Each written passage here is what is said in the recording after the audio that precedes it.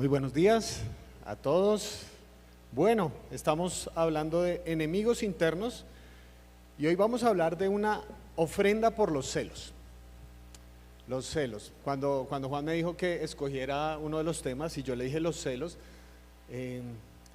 yo le hice una pregunta, pero fue después de haber dicho los celos. Le dije, Juan, ¿cuál es la diferencia entre los celos y la envidia? Porque esa es una Y él me dice, no, pues que los celos fundamentalmente se dan en las relaciones. Yo ya tenía una prédica estructurada excelente sobre la envidia y me embalé porque ahora ¿cómo hago para una prédica de los celos, no?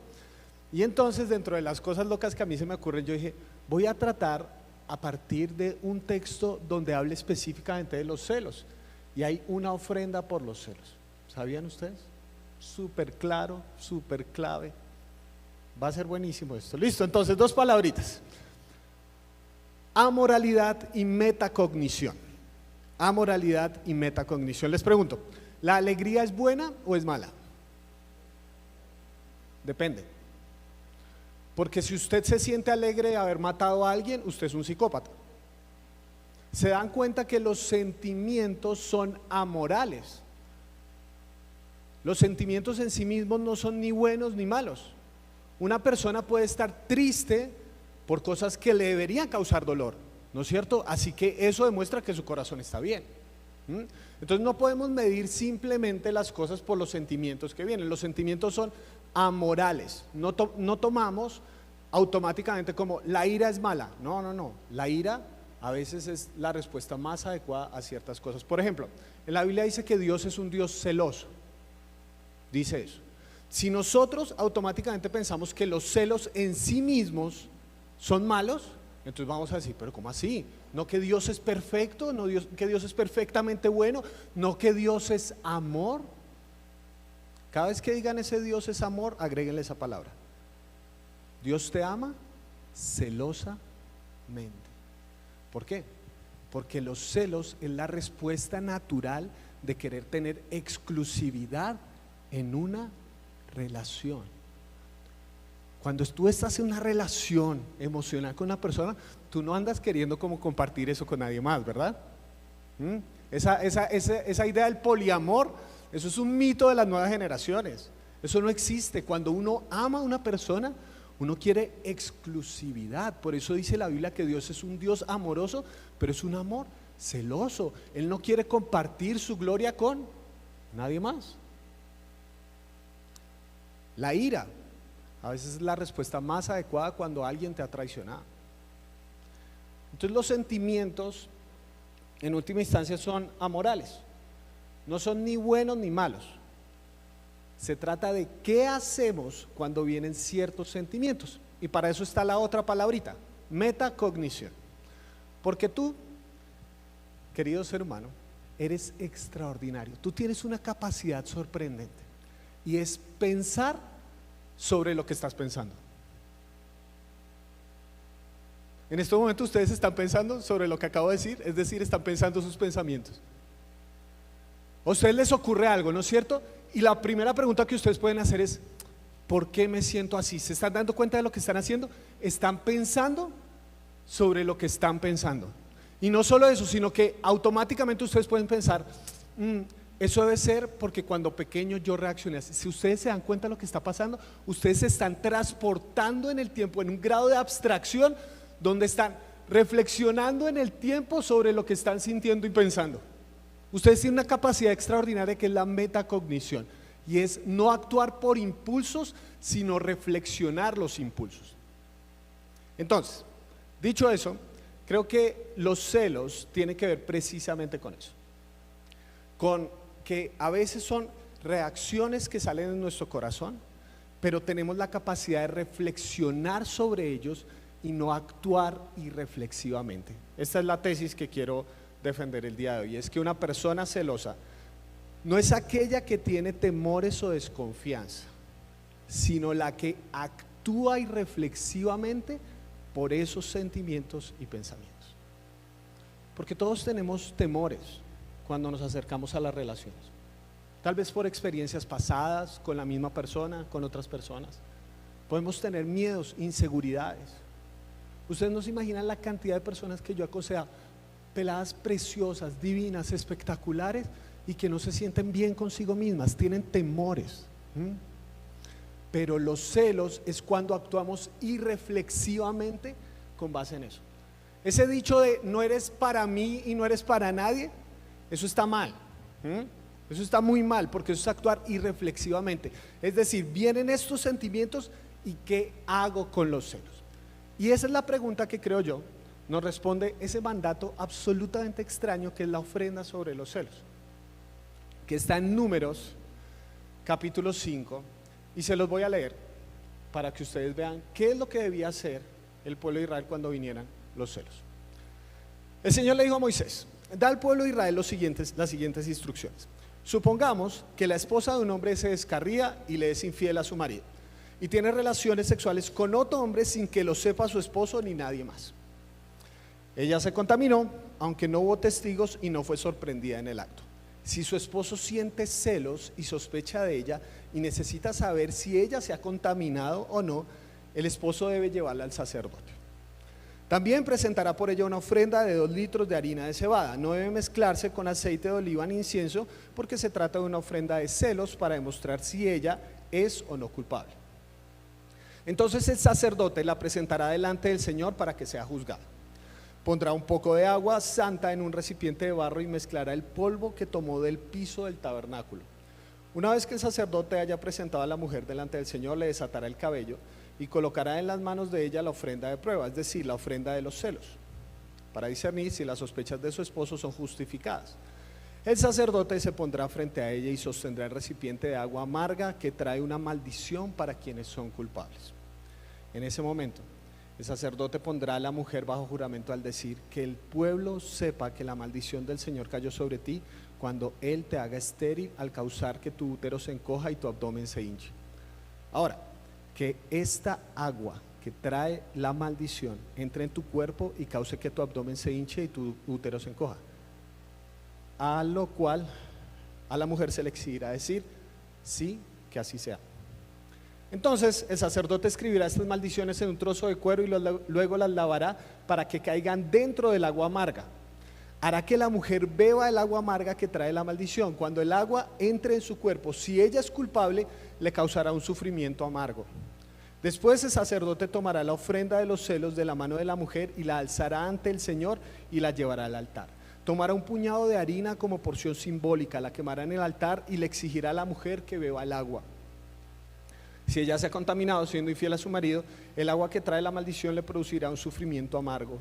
Su abdomen se hinchará y su útero se encogerá y su nombre se volverá una maldición entre el pueblo. Pero si ella no se ha contaminado y es pura, entonces saldrá ilesa y todavía podrá tener hijos.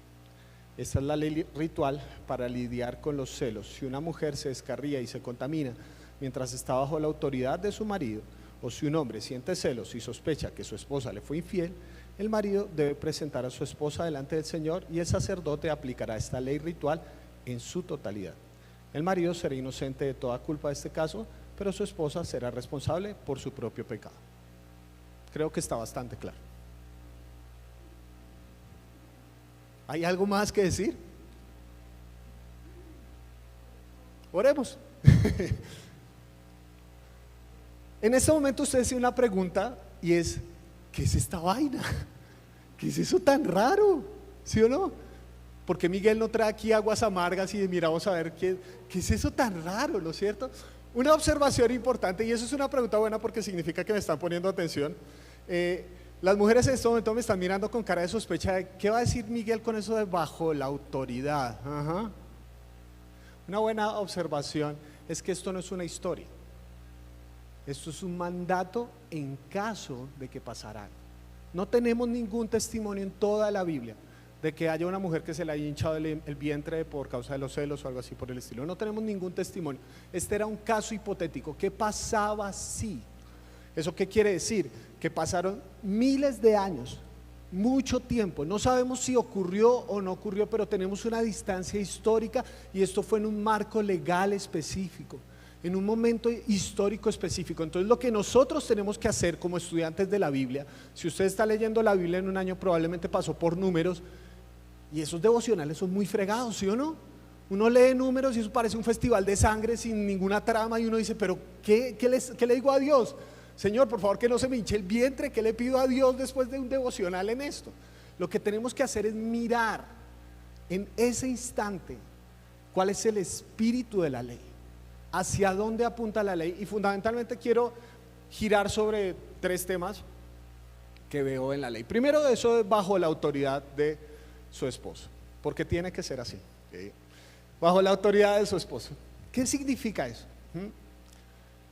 En esa época, fundamentalmente, el matrimonio tenía el propósito esencial de procrear, ¿no es cierto?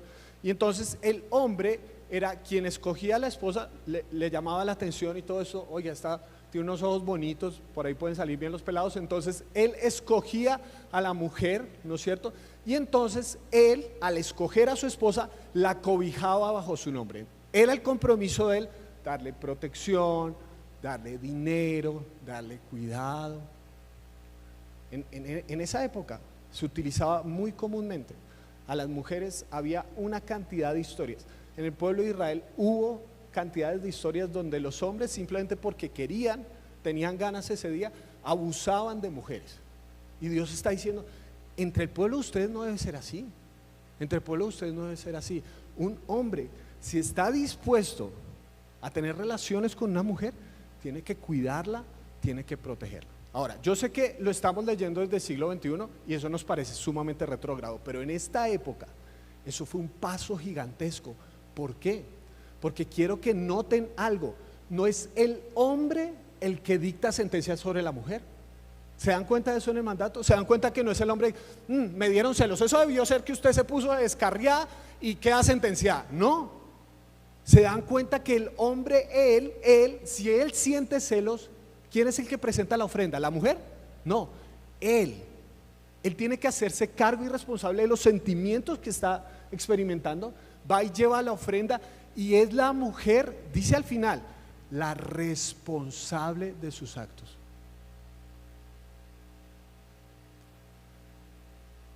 Esto me enseña algo muy importante cuando hablamos de los celos en las relaciones, porque lo que Dios está haciendo es utilizar este concepto para nutrirlo de un nuevo significado. Este concepto de bajo autoridad no es una autoridad impositiva, no es una autoridad donde se hace lo que yo diga porque yo lo digo y porque yo lo sentí, sino es una autoridad que respeta a la mujer.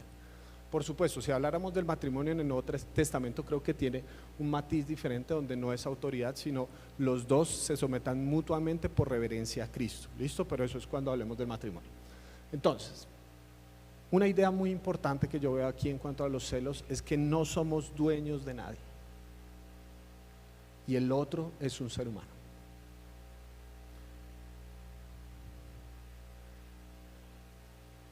Porque una de las cosas que a veces pasa, y esto lo he observado al hablar con la gente, es que los celos tienden a deshumanizar al otro, porque trato al otro como una cosa o lo trato como un Dios.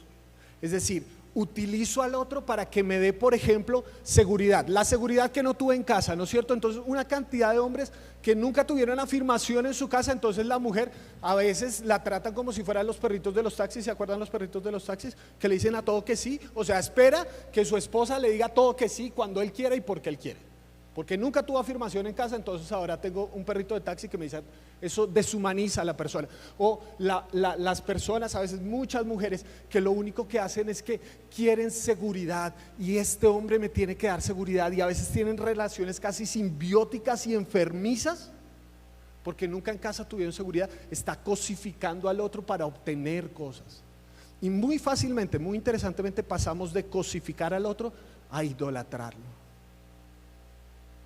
Esa idea de no puedo vivir sin ti es muy linda en los poemas, pero muy peligrosa en las relaciones. Muy peligrosa, porque tu vida no depende de otro ser humano, tu vida depende de Dios. Y parte del problema de los celos es que empezamos fácilmente a tratar al otro como si fuera una cosa o como si fuera un Dios. Si no es para mí, no es para nadie. Mucho cuidado, porque aquí yo creo que uno de los grandes saltos de este mandato es que Dios está diciendo: el otro es un ser humano, y el otro es responsable, y el otro también es una persona digna de respeto. Siempre, las decisiones que tomen, para bien o para mal, cada persona es responsable. Y cuando hablamos de que el otro es un ser humano, pensando en nuestra época, yo quisiera hacer esta aclaración con mucho cuidado, pero es algo que observo de atrás de por qué hoy en día los jóvenes, yo les digo como: oiga, chévere, ¿y qué han pensado del matrimonio, por ejemplo? Dicen: no, ni tibio, ni tibio. Por ahí cuando tenga 40 y largos, ahí lo empiezo a pensar. ¿Serio? Y empiezo a indagar, y muchas veces tiene que ver con la imagen de matrimonio que tuvieron en su casa. ¿Por qué? Porque venimos de una cultura que exaltó la institución por encima de la relación. Y aquí quiero ser cuidadoso. No estoy diciendo que los compromisos no importen, sí importan. Pero la pregunta que más respondían los padres no era cómo estabas casado, sino si estabas o no casado. Es decir, no importa si yo odio a este man, no importa si no le hablo, no importa si dormimos en camas separadas, no importa si él tiene ahí sus canitas al aire, no importa nada de eso, pero estamos casados. Y yo creo que lo que nos muestra la Biblia, al mostrarnos y recordarnos que el otro es ser humano, es que la institución no está por encima de la relación. La pregunta que tiene que hacer un hijo de Dios no es solamente si estás o no casado. Insisto, los compromisos son importantes, y a veces uno tiene que respetar los compromisos para que se mantenga el amor. Pero la pregunta que hace un hijo de Dios no es solamente si estás o no casado, sino cómo estás casado. ¿Me estoy explicando con lo que estoy diciendo? Porque cuando pensamos que no se trata de lo que yo quiero y cuando yo quiero, sino que estamos en una relación, entendemos que el otro no es Dios, pero es hecho a su imagen y semejanza, y por lo tanto merece respeto, un respeto supremo y sagrado. Ahora, una observación importante: cuando el hombre traía esta ofrenda, dice ahí que no se puede combinar ni con aceite ni con harina. Y esta es una observación importante porque era lo que se conocía como una ofrenda memorial. Dentro de las leyes de Levítico y todas estas cuestiones hay dos tipos de ofrenda. Una es la ofrenda por el pecado y otras son las ofrendas memoriales. Las ofrendas por el pecado son cuando se cometió algo malo. Entonces hay ofrendas por el pecado cuando yo lastimé a una persona, le dije algo que no debía, entramos en conflicto, entonces vamos delante del sacerdote y presentamos las ofrendas y pedimos perdón. O yo le fallé a Dios, o le fallé a la comunidad, o hice algo que no debía hacer, presentamos las ofrendas delante de Dios. ¿Y qué pasa si esas ofrendas por el pecado las llevo y tengo los recursos solamente para llevar una ofrenda de harina? Las tengo que combinar con aceite, porque son ofrendas por el pecado, se van a quemar delante de Dios y como olor grato van a subir delante de Dios. Pero se dan cuenta la observación aquí: esta ofrenda no puede estar combinada con aceite, porque es una ofrenda memorial. Esto es importante. Esta no es una ofrenda por algo que haya ocurrido, sino porque quiero saber qué ocurrió. Otra vez, esta no es una ofrenda por algo que haya ocurrido, sino porque quiero saber qué ocurrió. Y me parece muy bonito eso, porque este hombre que tiene esa sospecha va delante de Dios para decirle: oiga, ¿será que sí? ¿Será que estas sospechas son ciertas? Observación número 2: arregla tus asuntos teniendo a Dios presente. Porque los celos son algo tan impulsivo y tan fuerte que vamos disparando y después preguntando. Vamos y decimos, no, eso es, yo lo voy a perseguir, le monto la perseguidora. Where is my iPhone? Sí, y le pongo dónde está el iPhone, a ver dónde está. Uy, me dijo que iba para Starbucks, pero está en Juan Valdez. Eso es, y ahí amigos, y me hago perfiles falsos en Instagram. No les estoy dando ideas de nada, ¿listo? Hago perfiles falsos en Instagram, a ver cómo es la cosa, con quién habla. Me voy a presentar como, no sé. No. Si tienes esa sospecha, primero la presentas delante de Dios. Es que muchas veces cuando hablamos de sentimientos tan fuertes, Dios es nuestra última alternativa y no nuestra primera reacción. Hacemos, mandamos, decimos, peleamos, golpeamos, nos quejamos y después, Dios, ¿por qué? ¿Qué tal si este impulso, no les estoy diciendo que traigan ofrendas ahora es que cada vez que tengan celos, ni mucho menos, pero qué tal si este primer impulso lo llevas a oración? Señor, no entiendo qué está pasando, estoy sintiendo, probablemente tuviste razones para eso, no sé, viste una conversación, una mirada, lo que sea, pero probablemente son solo cosas que están aquí. ¿Qué tal si la primera reacción, vea, arregle sus cosas primero con Dios? Es que a veces tomamos decisiones en la vida como si fuera así, ¿no es cierto? Vamos diciendo, eso si sales porque es de Dios, no sea bestia. No es así. No es así. Es, primero voy delante de Dios. O sea, yo por un momento,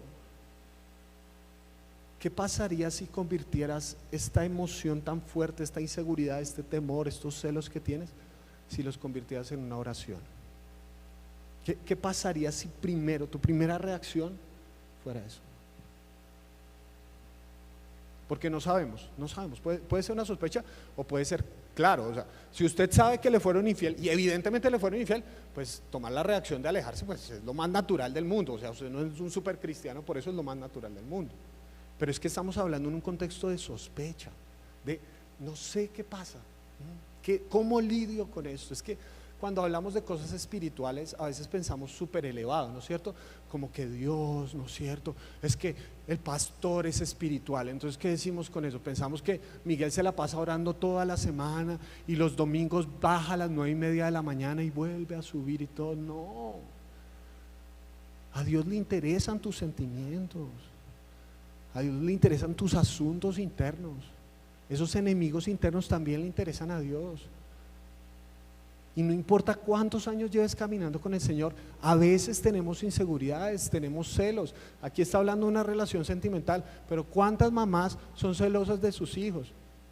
Hay mamás que me han celado con sus hijos. ¿A qué me refiero con eso? No, como a Miguel sí le hacen caso. Presente esas vainas delante de Dios. Presente esas cosas delante de Dios. ¿Por qué me siento tan inseguro? Yo ahorita soy el héroe de mi hijo y me encanta ser el héroe de mi hijo, pero va a llegar la adolescencia y espero que tenga otros héroes y probablemente voy a querer matar a esos héroes. Presento esto delante de Dios. ¿Por qué? ¿Será que lo estoy idolatrando? ¿Será que lo estoy cosificando? Arregla tus asuntos con el Señor. Y por último, quiero que noten, ya lo hemos hablado, pero recordando el proceso de este ritual, ¿cómo era? Entonces, una mujer se ha descarriado. Me gusta esa palabra porque es como toda burda y no sé qué significa, pero bueno, entonces se descarrió, se descarrió. Entonces, una mujer sospechan que se ha descarriado. Entonces el hombre no va y le dice cuánta cosa, no le revisa el WhatsApp, no le dice, sí, vea. No, sino que si tiene esa sospecha, va y presenta la ofrenda delante del sacerdote. Y el sacerdote entonces le dice a la mujer, listo, vamos a hacer el ritual, hacer de las aguas amargas, que se tomen las aguas amargas, ¿sí? Y pues yo simplemente tengo una teoría, qué ritual tan largo, ¿no es cierto? Y qué ritual tan largo y tal, a mí me preocuparía, yo me pongo en los pies de la mujer, imagínense que estén preparando esa colada ahí, horrible, ¿no es cierto? Y empieza el sacerdote.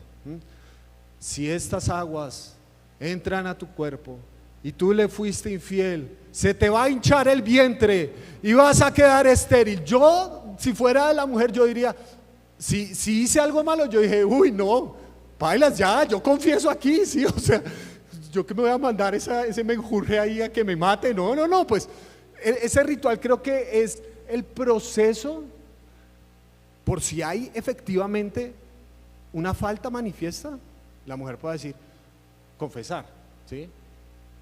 Entonces ven todo este ritual y todo eso, y después la mujer se lo toma, no sé cómo era, honestamente no tengo ni idea cómo era, como nos sentamos a ver si se le hinchó el vientre o qué, no tengo ni idea cómo era eso, pero hay un final, si sí o si no, punto final.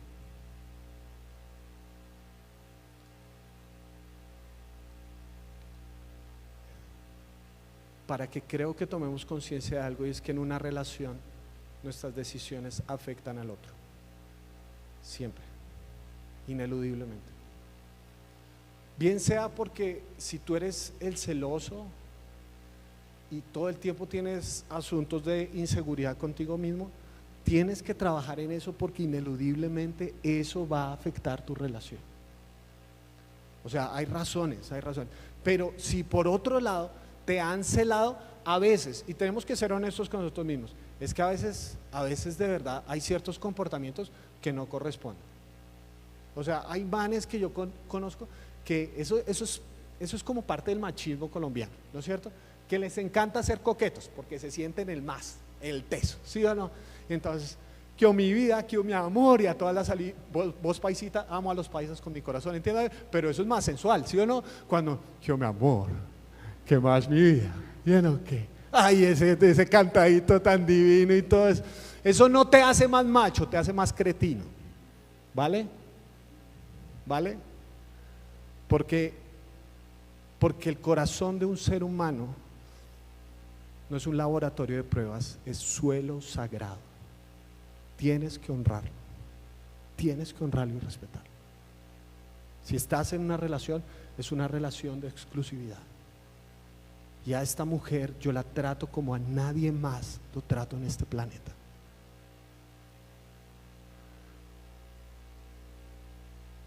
Si has dado razones para eso, si en tu historial tienes evidentemente cosas que han causado inseguridad en el otro, pide perdón, restaura, borra conversaciones. A veces algunos les aconsejo borren historiales, historiales no sean sucios, historiales no, borren aplicaciones de su celular. Juan recomendaba también, cuando hablábamos de la lujuria, para algunas personas tienen que tomar el caso extremo de comprar un Nokia 1100, porque el corazón del otro es suelo sagrado. Pero si te han celado sin ninguna razón, y a veces te sientes que te han tratado como si fueras una posesión, o te han endiosado de una manera que no es sana para la relación, hablen de eso, solucionen sus asuntos. Nunca jamás eso es problema de él o eso es problema de ella. No, en una relación ineludiblemente lo que yo decida va a afectar al otro para bien o para mal. Y este es el punto para mí más espectacular de ese ritual. Se acaba. No, se demostró que efectivamente esta mujer no le fue infiel. Fin. No es que, bueno, entonces presentemos otra ofrenda hasta que sí. Fin. Ya, supérenlo. Sigan adelante. Tomen una decisión consigo mismos de no volver a recordar constantemente el 3 de diciembre de 1974. Fin de la historia. Porque tu corazón necesita seguir adelante para construir relaciones que valgan la pena. Estaba leyendo sobre el pez globo. El pez globo, puse una caricatura porque son horribles. y me iba dando como estrés si hubiera puesto, ahorita en la casa buscan fotos de pez globo, son inmundos, ¿sí? A mí me daba como, como cosita, entonces por eso puse una caricatura. Yo no sabía, pero el pez globo es un manjar para los japoneses específicamente, es un manjar, sí, de las altas, ¿sí? ¿No es cierto? Vamos a comer pez globo, lo llevaron, mejor dicho, al top. Pero tiene un componente adicionalmente muy importante. Estuve hablando con un amigo chef y yo le dije, ¿qué hacía de especial eso? ¿Saben cuántos años tiene que estudiar un chef para poder preparar pez globo? Tiene que pasar al menos 15 años de estudios, de cortes, porque este pez en particular es sumamente venenoso. Le tienes que sacar adecuadamente el hígado, los ovarios y cortar exactamente y muy adecuadamente la piel de cierta manera. ¿Por qué? Porque es tal su capacidad venenosa que si tú consumes, no me acuerdo cuánto era la relación, creo que eran como casi 10 gramos, una cosa así pequeñita, de pez globo envenenado, es como si te tomaras una pepa de cianuro. Entonces, ir a esto es básicamente una ruleta rusa, ¿sí? Delicioso, un alimento espectacular o un veneno mortal. Así son los celos. En sus adecuadas proporciones, cuando llegan y tú reaccionas y te preguntas a ti mismo, ¿qué hago con esto? ¿Cómo lo manejo? No me voy a desquitar con el otro, sino que lo manejo con Dios. Cuando viene y tú, metacognición y amoralidad, ¿se acuerdan? Cuando tú piensas sobre eso y dices, bueno, esto me va a generar una conversación con esa persona, o tengo que hablar con Dios, o tengo que buscar ayuda de un terapeuta para que me ayude a arreglar mis cosas, en sus adecuadas proporciones, puede ser fantástico. Pero cuando lo haces en cocción lenta, te va a envenenar. Cuando sigues ahí, es que hay gente que se siente orgullosa de ser celosa. Si yo no hubiera sido celosa, no me hubiera dado cuenta que ese desgraciado me fue infiel. ¿Te estás dando cuenta? ¿Te estás sintiendo orgullosa de que un ser humano te dañó de tal manera que ahora todas tus relaciones las enfrentas con inseguridad? ¿Te sientes orgulloso de eso? Si sigues alimentando los celos, tarde o temprano te van a envenenar a ti mismo. Porque aun si eso que sospechas fuera cierto y tú sigues usando los celos como tu lenguaje primordial, vas a envenenarte. Pero mi deseo es que en tus relaciones tú puedas experimentar lo siguiente: que tu relación se caracterice por el gozo, no la desconfianza, por el respeto, no la sospecha, por la humanización, no la idolatría ni la cosificación.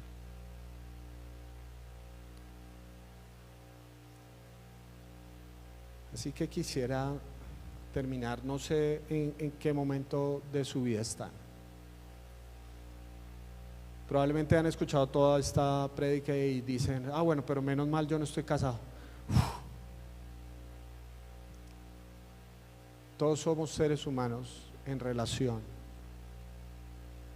Quizás el día de mañana vas a tener una relación, o quizás no, pero probablemente tienes heridas de una relación en el pasado. Probablemente tienes cosas que te hicieron y no eres capaz de hablar de eso. Lleva tus asuntos delante de Dios.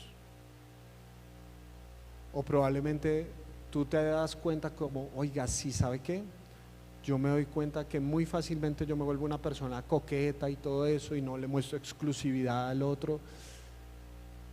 De pronto hay algo que no está bien, no sé. Pero mi invitación hoy es a que por un momento tus asuntos con los celos los lleves delante del Señor, bien sea en tu historia o en tu presente, o poniendo a Dios para el futuro. Oramos, por favor. Entonces, ahí donde están, si quieren cerrar sus ojos y por un momento hablar con el Señor. Y si algo les vino a la mente respecto a este tema, póngalo delante del Señor. Tienes un dolor de una traición que recibiste en el pasado. Estás atravesando por un dolor muy grande en la relación por causa de la desconfianza que se ha generado entre ustedes. Tienes miedo de encauzarte en una nueva relación porque no sabes cómo va a ser la cuestión, porque viste en casa cosas que no querías que pasaran y de pronto eso te marcó. Yo no sé en dónde estás, pero a Dios le importa, de eso estoy absolutamente seguro. A Dios le importa, a Dios le importa tu corazón. Este mandato que se nos hace tan raro y tan extraño, yo lo veo como una forma como Dios está diciendo: también me importa eso. Eso que parece tan visceral, tan carnal, también me importa eso, también me importa eso. Si hay conversaciones que tienes que tener directamente con una persona, o buscar ayuda y consejo para que alguien te ayude a desenmarañar cosas que hay en tu corazón, pídale a Dios que te ilumine y toma decisiones respecto a eso, para que no muramos envenenados por los celos, sino que puedan ser detonantes de conversaciones profundas, de una vida más profunda, más significativa, de una relación más cercana con el Señor. Señor, quiero darte gracias por este día. Gracias por tu palabra, Señor, porque encontramos en este mandato tan antiguo, para nosotros tan extraño, un recurso donde tú nos recuerdas que el otro es un ser humano, pero también nos recuerdas que cada uno de nosotros es responsable de manejar sus propias cosas. Si yo me siento celoso por alguien, si me siento celoso de algo, yo lo quiero poner delante de ti. No quiero seguir manejando yo mismo eso. Pero Señor, si yo he causado desconfianza en una relación, también te pido que me ayudes a generar conversaciones significativas y a tomar decisiones que hagan un camino diferente, y que podamos recordar que el ritual tenía un fin, que no tenemos que seguir viviendo constantemente a la luz de los celos. Señor, tú conoces el corazón de cada uno de los que está aquí, conoces sus relaciones, conoces los dolores que pueden estar pasando. Y yo te quiero pedir que por favor tú nos guíes y nos orientes sobre los pasos que debemos dar para no vivir unas relaciones a la luz de los celos, sino a la luz de tu palabra. Gracias por este tiempo juntos, gracias por amarnos tan entrañablemente como nos amas. Oramos en el nombre de Jesús. Amén. Muy bien, les invito a que nos pongamos de pie. Vamos a despedir la reunión y poner nuestra semana delante del Señor, que el Señor nos ayude, nos guíe. Recuerden que el miércoles estamos teniendo nuestro tiempo de oración, 6:30 de la mañana. Los queremos animar para que se puedan conectar y compartir en los diferentes grupos que estamos teniendo, bien sea presencial o virtualmente, que nos sigamos conectando. Oremos para despedir la reunión. Entonces, Señor, te agradecemos por este tiempo juntos, por poder adorarte, exaltarte. Gracias por tu palabra, porque en ella nos das recursos para enfrentar todos estos enemigos internos que tenemos, Señor, todas estas sensaciones y sentimientos que son tan fuertes, Señor, y que queremos gestionar de la mejor manera, y la mejor manera es a la luz de tu palabra y lo que tú nos enseñas. Gracias por este tiempo, Señor, gracias por la semana que viene. La ponemos delante de ti, Señor, pidiendo que nos acompañes en nuestros retos, desafíos, en trabajo, en casa, en el colegio, la universidad, donde quiera que estemos, Señor. Ponemos nuestra vida delante de ti, que te podamos adorar en cada instante, Señor, y llevar tu nombre a todas las personas que nos rodean, Señor. Pedimos que nos lleves con bien a casa, en el nombre de Jesús. Amén. Bueno, que estén bien, queridos hermanos, que el Señor los bendiga.